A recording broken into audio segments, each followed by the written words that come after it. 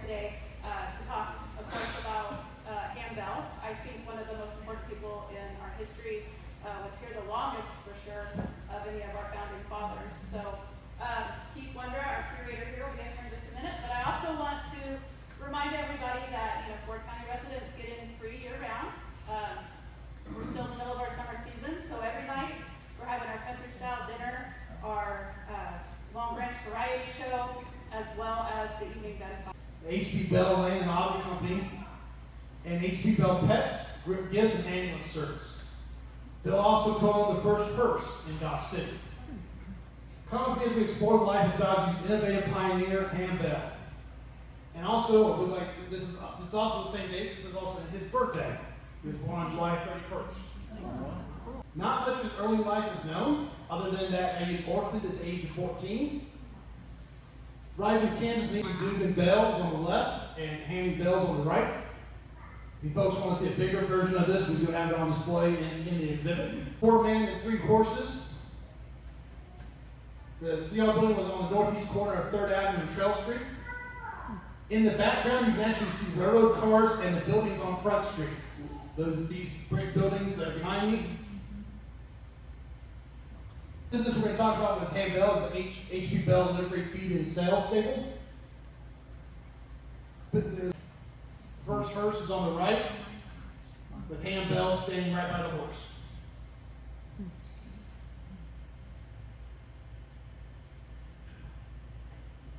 The elephant, which is on the upper top, that's a common used image in advertising at the time to illustrate something big. Livery Stable, Ham Bell also decided to build a varieties dance hall. In May 1875, Sherman sold his interest in the dance hall to Ham Bell. This varieties theater was built on the southwest corner. Before the big harbor stores came, they bring it down from the closest city. So Hayes or Great Bend. Locust Street is now Trail Street. It's called Santa Fe Trail Street because that's where Santa Fe Trail went. Stable, Bell decided that he needed a bigger livery stable. So in 1884, he enlarged the stable, called it the Elephant Livery Stable. So on the southwest corner of the city, and then in 1899, he moved the Elephant Livery Stable to Central Avenue and Chestnut Street, which is now Chestnut. And just if you need it, he advertised the best and safest horses. And also the most stylish hearse in western Kansas. And also, prices are reasonable.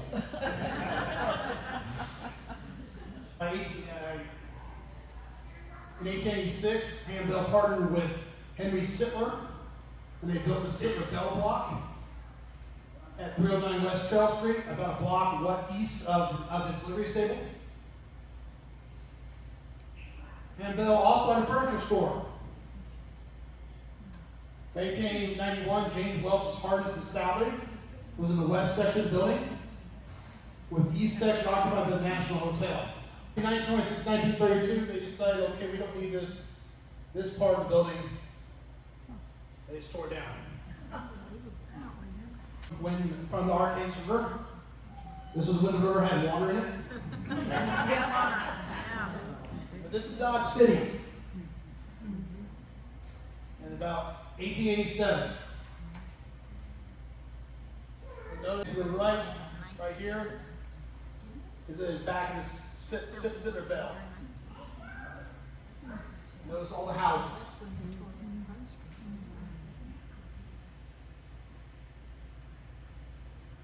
So once the livery stable that business started dwindling down, Ham Bell then decided that he's going to start. The company also sold land. In 1916, Ham Bell built the H.B. Bell block on vacant land south of his existing garage, with the front facing Chestnut Street. About 1910. You're looking southwest. This is what the building looks like today.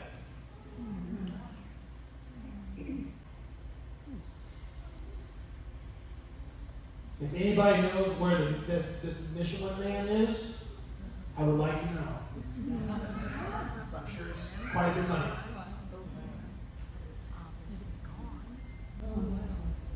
But it's still standing. Along with owning all his businesses,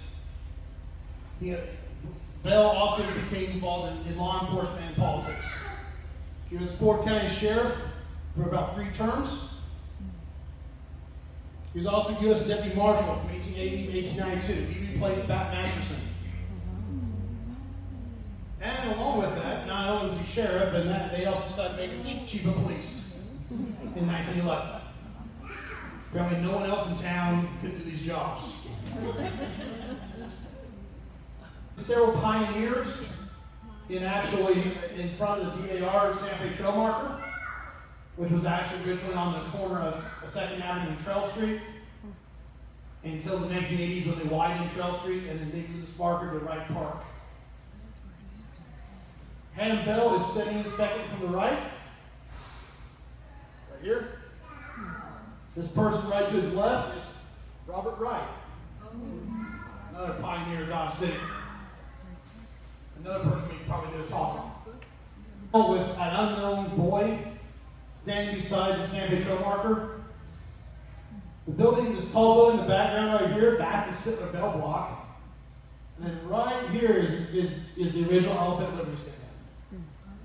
Now, they moved this because they widened Trail Street. My guess they want people to stop running into it. As you can see, it's kind of not in the best condition. The caches were a set of holes dug in the ground during the Santa Fe Trail years. A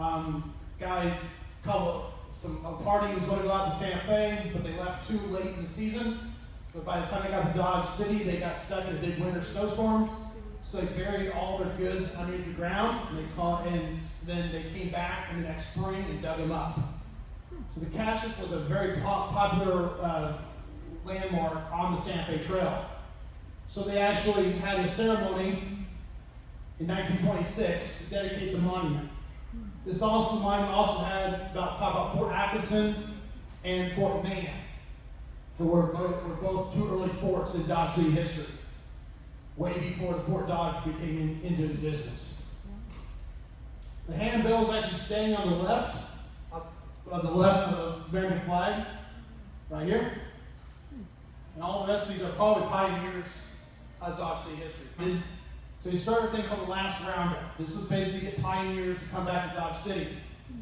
This occurred on November 2nd to 4th, 1929. Starting on November 2nd, the parade. And then after the parade, it included the laying of the municipal building cornerstone. That building is now Boot Hill Distillery. And then also the dedication of the cowboy statue during the Last Roundup parade.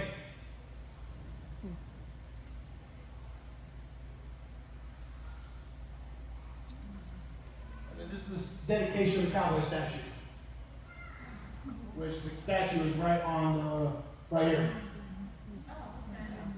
So they are all standing on Boot Hill. Right before 4th Street, what was even up that far north. And then, of course, Ham, being the poser of photographs that he was, he had to get a picture of him beside the cowboy statue. And that statue is still standing today. This is the Ham-Bell commemorative marker. And some people call it the Memorial Fountain. Back then, you think of the Dodge City JCs now, that was the Junior Chamber of Commerce. The bell that's on top came from the Union Church, Dodge City's first house of worship. And this was also part of the New Deal project.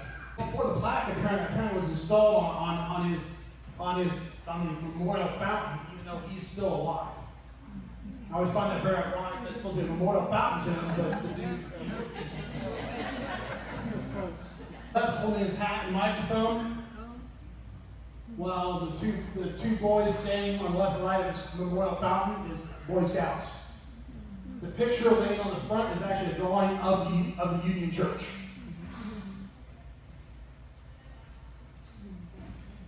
So along with everything else, Handel owned a pet shop from 1929 to 1944.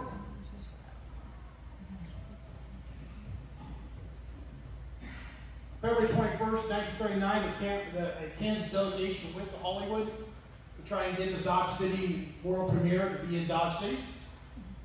The delegation included Lieutenant Governor Carl E. Friend, State Senator and Dodge City Globe publisher Jesse Dinius, Handel, Dr. Claudia McCarty, his first doctor in Dodge City, and Chamber of Commerce President Harry Starks.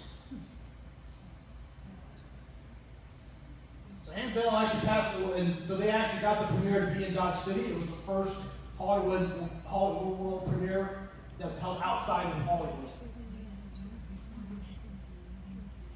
Handel died April 4th, 1947.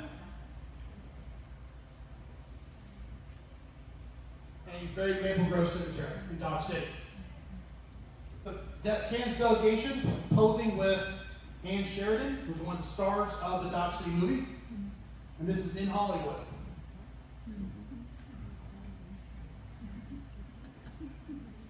The gentleman that's actually fourth from the left is Jack L. Warner, president of Warner Brothers Studios, the movie company that distributed the Dodge City movie. And for a guy that liked to own all his businesses, he didn't use a lot of money on his house. So this is his house at 621 First Avenue. For anybody that's in Dodge, it's actually on the southwest corner of First Avenue and Spruce Street. A building housing a Bell's Bottoms business and a barber shop now occupy the site.